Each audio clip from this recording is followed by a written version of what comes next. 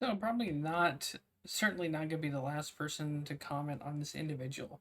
And technically, I shouldn't be, poking an anthill, or in this case, like poking the septic sludge bubble. But I'm going to give my opinion on this clip from a recent PPP stream. So here we go. Team. If Ralph doesn't come online and shake his fucking cup for pennies. Isn't that what you do?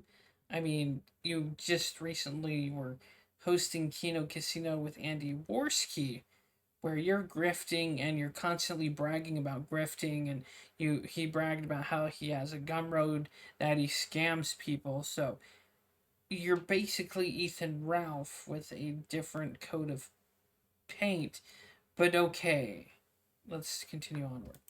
And rage at me or rage at Andy or rage at whoever the fuck. Again, isn't that what you do? I mean, you seem to follow Nick Fuentes and Baked Alaska shenanigans and Cozy shenanigans. In fact, a lot of people are saying, like, you need to switch up your content because that's the only coattails you seem to be riding as of late. But then again, Xander's not going to be provided for. That's the reality. not really, but okay. As a father, as fucked up as it is, because Ralph's never going to get a real fucking job, he's a convicted felon. So tell me, PvP, are you ever gonna get a real job? He's never gonna get a real job. This is one thing that cracks me up about this whole retardosphere. Is like none of you guys are ever gonna get a legitimate job. Let's be honest.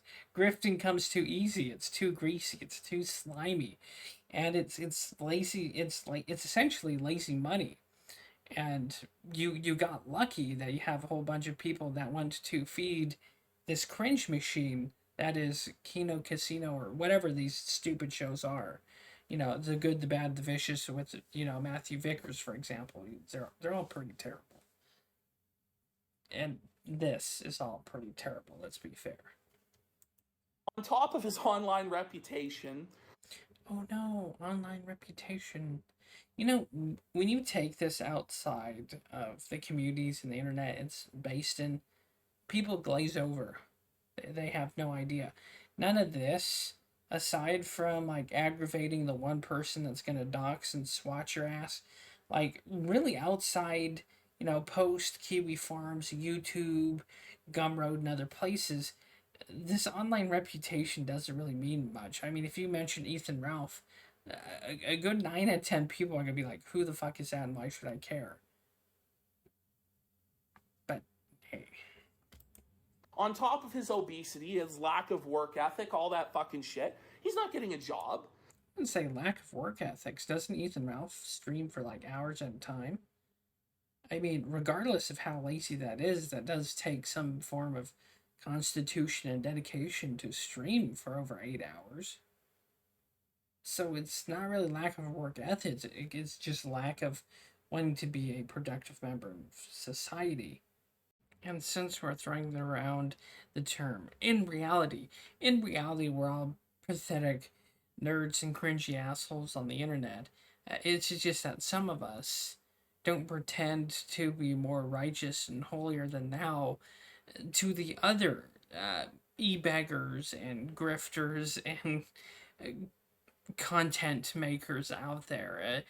This is such an interesting mentality to observe from PPP, COG, and you see these people making grand assumptions and judgments and acting like they know their shit when in reality everyone involved in this whole trauma sphere is pathetic, except for maybe Jim or Medicare because he's built a brand. He actually has a voice for radio, a personality for it, whereas most of everyone else within this sphere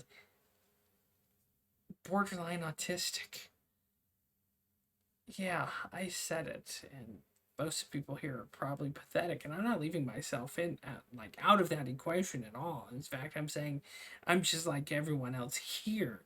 But again, I guess it's just it's just funny and rich to see this hypocrisy and just kind of unintentional raw truth that PPP is flambeing Ethan for when he's in the same boat.